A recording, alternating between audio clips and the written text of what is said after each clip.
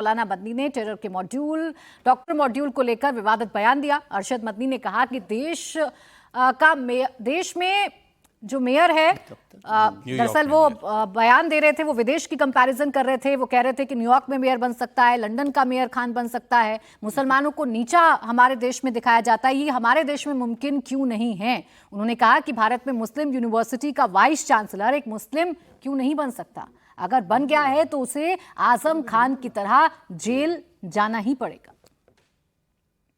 कि आज दुनिया का मुसलमान एक आदमी न्यूयॉर्क का मेयर बन सकता है, ममदानी लंदन के अंदर मेयर बन सकता है एक खान, हिंदुस्तान के अंदर किसी मुस्लिम यूनिवर्सिटी का कोई आदमी वाइस चांसलर नहीं बन सकता, और अगर बनेगा तो आजम खान की तरह जेल के अंदर जाएगा, इकबाल की तरह औलाद जेल में डाल दी जाएगी। आज देख लीजिए अल-फलाह का क्या हो रहा है, जेल में पड़ा हुआ है और कितने साल जेल के अंदर गुजरते हैं नहीं जानता कोई आदमी।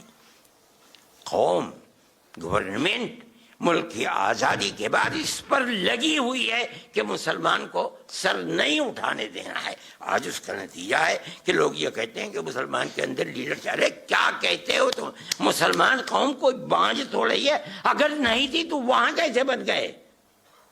यहां किसी यूनिवर्सिटी का वाइस चांसलर नहीं बन सकता आदमी। मैं ये कहता हूं अफराद थे, बनाना चाहते थे, बना दिया उन्होंने, खड़ा कर दिया। आज अफराद बनाने वाले लोग नहीं रह गए, हौसले पस्त कर दिए गए। गवर्नमेंट चाहती है कि इनके पैरों के नीचे से जमीन निकल जाए, आज निकली हुई है जमीन।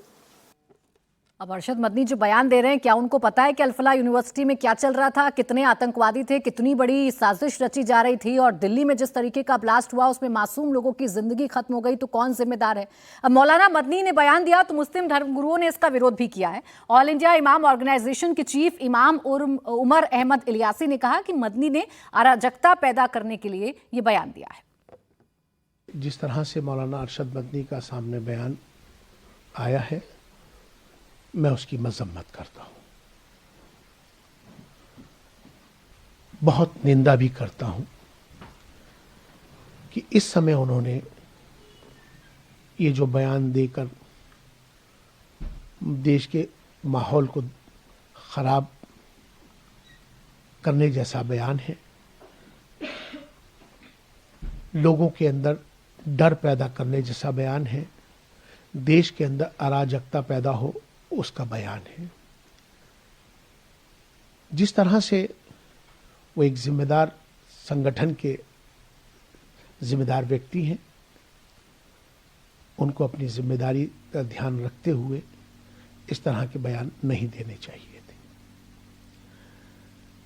आज जिस तरह से उन्होंने अल-फलाह यूनिवर्सिटी के हवाले से उनका समर्थन किया है, तो कहीं ना कहीं मुझे लगता है कि उन्होंने आतंकवाद का समर्थन किया है, आतंकवादियों का समर्थन किया है।